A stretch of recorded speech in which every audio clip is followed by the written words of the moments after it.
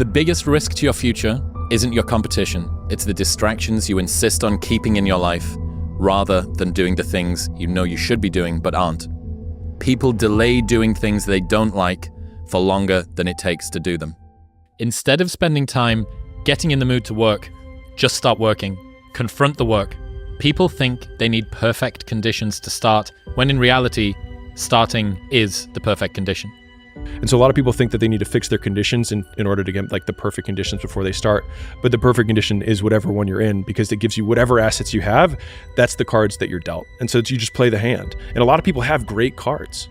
It's like, man, I'm so afraid of, it's like, use it.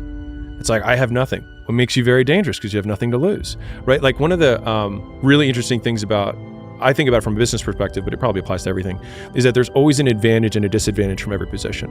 Regrets are an unavoidable part of being a human, and they're a byproduct of opportunity cost, which you can't get away from. But what does it mean that you have to choose your regrets? Okay. Well, if regrets are inevitable, if they're going to happen no matter what, an easy way to look at a decision is, rather than which do I want to do, which regret could I live with? Mm-hmm. Because there are certain regrets that you can't bear living with. Now, you can bear living with them, but they're going to be worse than other ones. Yeah. So what is the difference between I need to have a difficult decision, I need to have a difficult conversation with my boss about leaving to go and do this thing, or I need to, that's the regret, that's one regret of the sitting down and seeing them face to face and telling them you're going to leave their small mom and pop business and you're the main salesperson and it's going to be terrible and they're going to cry and you're going to feel like a piece of shit. That's one regret.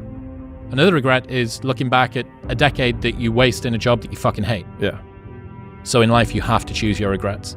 One of the things for people who are not where they want to be is that they have pain, like oodles of pain. And I remember when I was starting out, I was looking for passion. I was looking for purpose. I was like, I just want to find something that I'm motivated by. But it's the cat and the cheese. It's like we're looking for cheese, but we have all these cat behind us, and all we have to do is look and remember that they're behind us and chasing us. And so if you have the cat and you're staying in your current situation, you're being used by the cat. Right? You're being used by the business owner who, it doesn't treat you well and is, and you're in this job that you don't really want to be in, right? Or you're being used by the situation or the context of the relationship that you're in with the girl that you're like not that into, right? Versus saying like, this is terrible.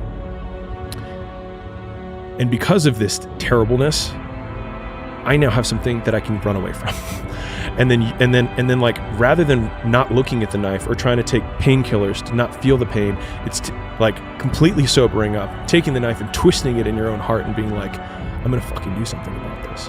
And I think that that's what the heroes, like if we're heroes in our own story, it's not avoiding pain, it's choosing from the very beginning, the alchemy, which is like, you have these terrible situations. It's like, and you have the opportunity to turn them into magic. Yeah. Jordan Peterson talks about a study where they starve a rat and they put it into a tube. They waft the smell of cheese in from the front, and there's a spring attached to the rat's tail so they can work out how hard it's pulling. How hard it's pulling is a proxy for desire, for how much it wants it. You'd think this rat is starving, it's going to pull as hard as it can. So it wafts the smell of cheese in and it runs towards it, and whatever. They do another iteration of the study. This time they waft the smell of cheese in from the front and the smell of a cat in from behind. Yeah. It pulls harder. Yeah. Why? Because not only in life do you want to run towards something you want, but you want to run away from something that you fear. And this ties into the three most common traits of very successful people: superiority complex, massive crippling insufficiency, and impulse control. Yep. So superiority complex, I can achieve this thing, that's the cheese. Crippling sense of insufficiency, I fear the cat. Impulse control, I'm in a tube. There is only one direction that I can go. I don't need to make a choice. Yep.